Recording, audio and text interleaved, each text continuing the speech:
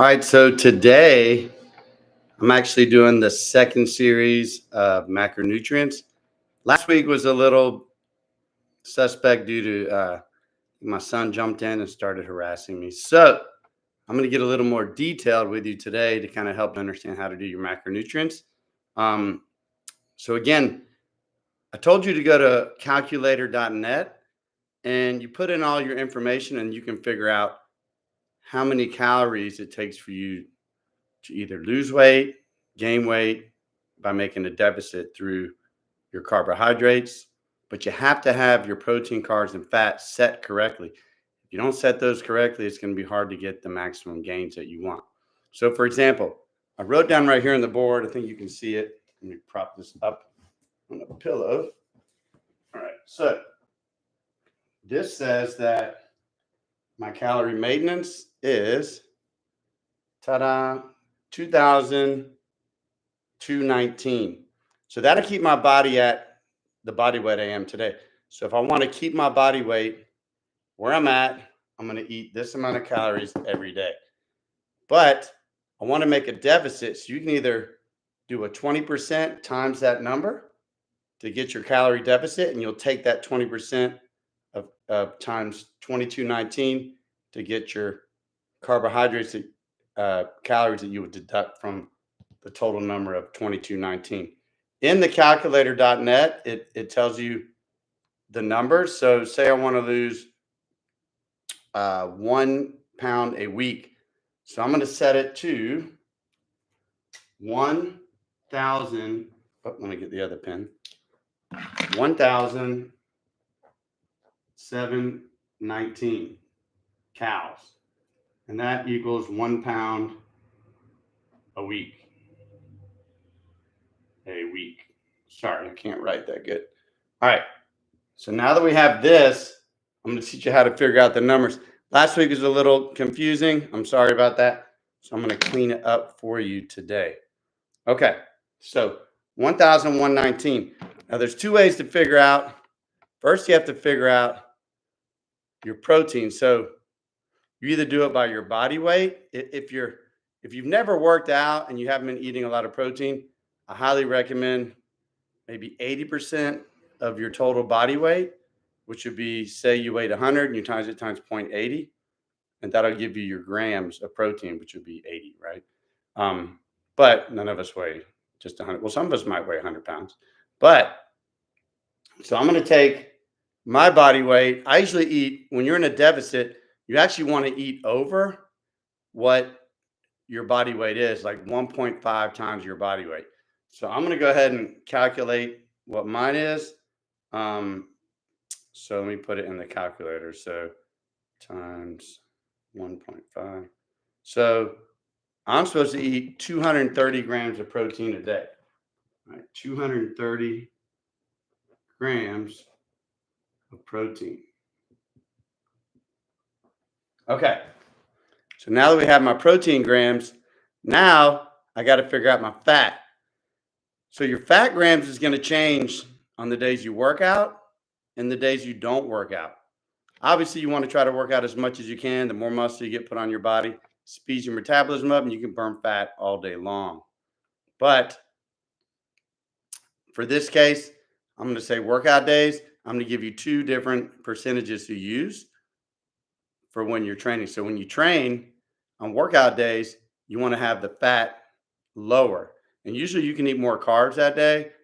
If you've never done this before, I would probably keep everything the same for the whole week, but I would change the fats. And the reason it's important to change the fat grams is when you change the fat on the days that you don't work out, you want your fat higher because it'll help boost your natural hormone levels. So it's actually going to help you get better results to eat higher fat on the days that you're not working out. On the days that you are working out, you're going to eat lower fat and you can increase the carbs a little bit because you need more fuel. But if you're a novice, I would just change the fats right now and keep the carbs the same. And I'll get into more advanced stuff later on because I don't want to confuse you at the beginning. So this right here, we have 1719. So I'm going to times that times 0.16. So 1719 times 0.16 equals 275 calories. So once you get the 275 calories, that's for your fat grams, 275. And you're going to divide this by 9 because there's 9 calories for every gram of fat. So 275 divided by 9 equals 30 grams of fat. All right. So on the days I work out, I'm going to have 30 grams of fat.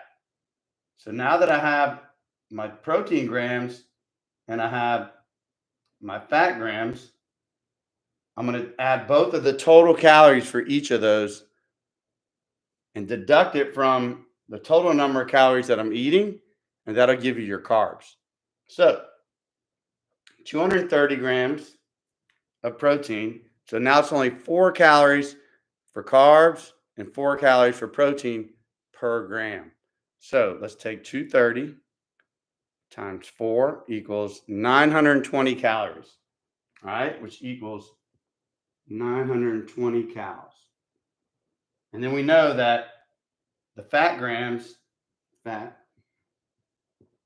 is 275 calories. So I'm going to add the 275 to 920 plus 275 equals 1195. All right. So my total calories combining fat and protein for the day is 295. 295 plus 920. So 295 plus 920 is 1195. All right, 1195 calories. All right, so now I'm going to take 1195 and I'm going to subtract it from 1719 to figure out your total calories for carbohydrates. All right, so I'm going to have 1719, and I'm going to subtract 1195. So that equals 524. So 524 calories on carbs. So this way I can figure out my carbohydrate grams. So what I'm going to do is take that 524 and divide that by 4, and it equals 131 grams of carbs. 131 grams of carbs.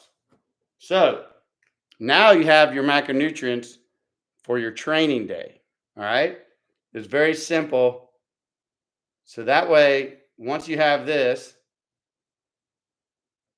you're going to have your 524 calories, 131 grams of carbs. Let me write that in. 30 grams of fat, 230 grams of protein. All right, so you got all your macronutrients for your workout day. So once you have this, when you do the other stuff like your sodium, your fiber, usually your fiber, I would do every 1,700 calories or so. I probably have about 25 grams of fiber. Anywhere from 13 to 1,700 calories, but I believe it's 1,700 off the top of my head. Then on your sodium, I would shoot, the American Heart Association recommends 2,300 milligrams and under. But I'm a big fan of keeping my sodium really low. The less water you hold, the more definition, and you're going to just get better results, and it's better for your heart. So we're going to have our sodium. I'm going to tell you, give you a good number, and shoot for 1,500 milligrams and under. All right, for the day. So let's just say 1,500 milligrams of sodium. All right. Your sugar, it's really hard to do, but I would recommend 30 grams or 27 grams and under for the day. All right. All your trans fats, I would shoot for 22 milligrams for each one. There's 3.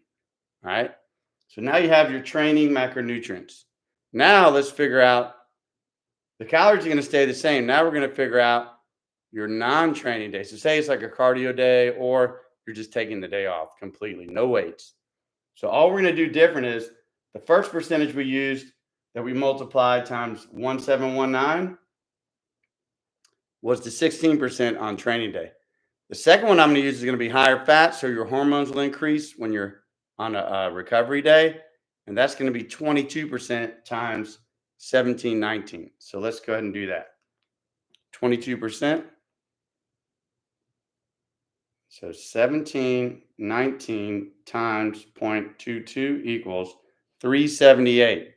So 378, and we're going to divide that by 9, and that'll equal your fat grams for the day on your non-training day. Divide by 9 equals 42 grams of fat. 42 grams of fat. All right. So the protein is going to stay the same. The carbs is going to fluctuate because now that your fat's higher, your carbs are going to be less. So see how it shifts? You don't need as many carbs on the days that you're not training. It's a miracle. So not as high carbs on the days you're training, higher carbs when you do train. So when the fat fluctuates, the carbs is going to shift. All right. So let's take that. So we already know what our protein grams are. Your protein stays the same every day, no matter if you're working out or not. High protein. Again, you want to create I've already done a movie about this, but you want to create an anabolic environment. So you burn fat all day long. So you have super high protein, but you got to drink a lot of water and just drink a lot of water. Stay hydrated. If your urine is yellow, drink water. If you're dehydrated, you can have electrolytes. I tend to sip on Pedialyte. That's my number one choice. It's easy in the morning. Normally, if you're parched a little bit from training, normally in the mornings you're dehydrated. If you're training all week, so I usually sip on the Pedialyte in the mornings to kind of hydrate my body before I go in. But you can also sip on an electrolyte drink.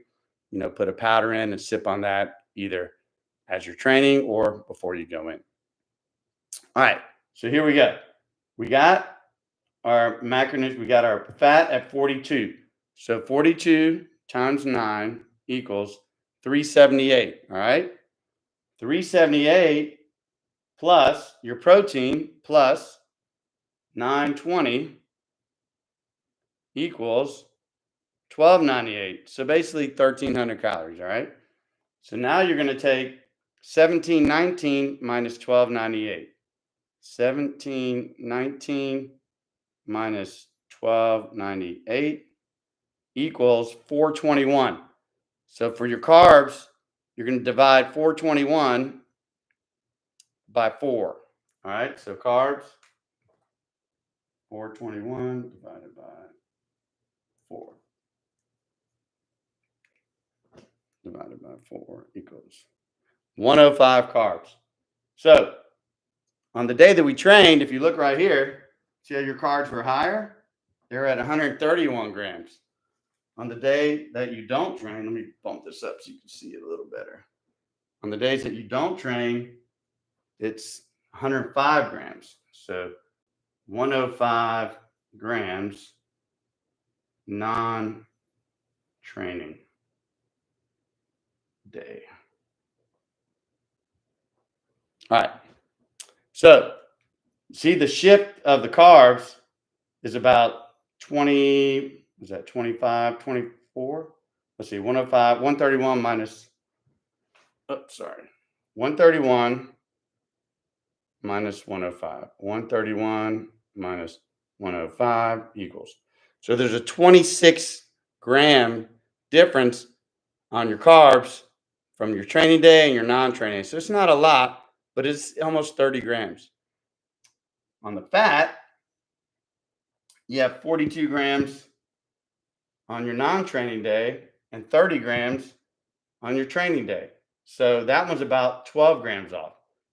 The carbs about 26 gram difference. The fat about a 12 gram difference. So you kind of see how it works. And again, it's super, super important to make sure that your fat's higher on your non-training days to boost your natural hormone levels. So you're going to get better results when you work out. When you're working out, the reason you want high protein is you're tearing down the muscle tissue. When you tear down the muscle tissue, you have to give it the nutrients to help it repair, and then you'll build muscle. So you got to make sure when you're training, you're pushing yourself hard enough. You're failing in your sets. If you're setting your weights for 8 to 10 reps, you should not be able to get more than 10. Let's just say everything's 8 to 10 the whole workout repetitions. Once you get your 8 to 10 repetitions for the entire workout, you get 10 for all 3 sets or 4 sets. Then you're going to bump it up 5%, and you're going to start over. You might go back to 8, and then you get 8, 8, 8, 9, 9, 9, 10, 10, 10, and then you bump it up again. This is why it's important to track. You also want to time your sets. You got to make sure you're timing too, because timing the sets is going to give you a stimulus. If you only take a minute break compared to 2 minutes, it's going to be a lot harder. So that's creating a stimulus. If you cannot do the weight and it's too heavy, you can always add reps to make a stimulus. I've also done a video on this as well. So it's creating a stimulus. You can check that out in my catalog of movies. And then I did one just recently on how important protein is, and how to look good naked. That one's a really good one. It talks about your sugar, your sodium, and your protein, how important they are. And then I go through and I teach you how to create a stimulus in your workouts so that you'll get muscle. So if you're just going in and you're doing the same weights every day, say you go in and you do the same weights every day, you're not tracking your repetitions, you're not tracking your weights, you're not timing your sets.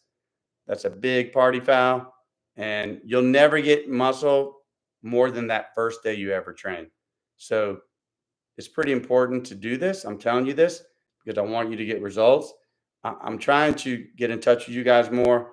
I do care and I want to help you. So hopefully you guys can watch this video and you'll learn from it and understand how to do your macronutrients. Now, once you do your macronutrients, you can always log them into, one of the, I like using Fat Secret. Me personally, everyone uses all the other ones, but I'm a big fan of Fat Secret. I should have tagged them. But Fat Secret, I really like that app. It's user friendly, and you can edit the grams in that app, where on other ones you normally have to pay for. There's a certain way to do it. I'd have to tell you. You'd have to reach out to me, message me, and I can kind of coach you through it. But that's vitally important, to have your macronutrients set so you can try to get results. Because making a deficit like this, if I'm losing 1 pound a week, by the end of the month, I'm going to lose 4 pounds. Now, the other really important thing when you're doing a deficit, or you want to make sure that you weigh every day for 7 days straight, because your weight is never going to be the same every day. So you can't just get on a scale and say, hey, this is my weight. I weigh 200 pounds, but then the next day you might be 203, then you might be 198. And all that relates to stress. If you're tired, if you're overtraining, all these things are going to affect you holding more water. So if you're stressed, you're going to hold more water. If you're training really hard and your body's not recovering good, or you're not getting the proper nutrients, you're going to put yourself where you're going to be and stressing the body more, and you might hold more water. So again, if you're dehydrated, you need to obviously hydrate. So that's very important. All these things are key. So make sure you weigh. Once you weigh for 7 days, your true weight for the week is going to be 7 days of weighing. So say 7 days of weighing, divide it by 7, and that's your true weight for the week. So in order to know if this is working, what you're going to have to do is you're going to take those 7 days, add them up, divide it by 7, and that's your true weight for the week. All right. So once you get your true weight for the week, here we go. True weight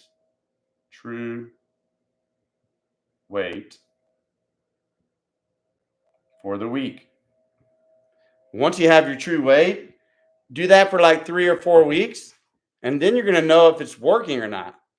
If it's not working, you might have to add another 10% on your deficit to get better results. So, and that basically you just multiply 10 more percent times the total calories to give you a bigger deficit. And it's always in your carbs. So you're always shifting the carbs more for more of the weight loss.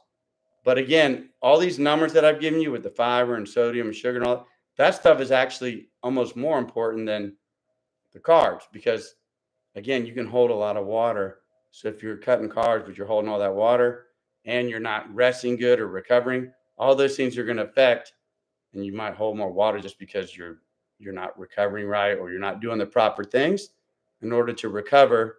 So you have less stress on the body. Very important.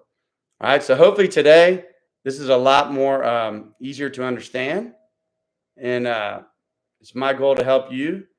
Please comment or like, subscribe, comment. And I'm always coming out with new videos. I've done this for a long time, probably longer than you've been alive. But and my goal is to help you get better results. So stick with the Greek Freak training. I'm going to help you, and I've got a lot of cool upcoming videos. Hopefully my next video I'll be doing on abdominals. So check that out, and I'll give you some secrets on how to get those abs shredded, especially if you're doing a nutritional plan like this that'll help you get better results. All right. Greek Freak out. Like, subscribe, comment. I'll talk to you later. Peace.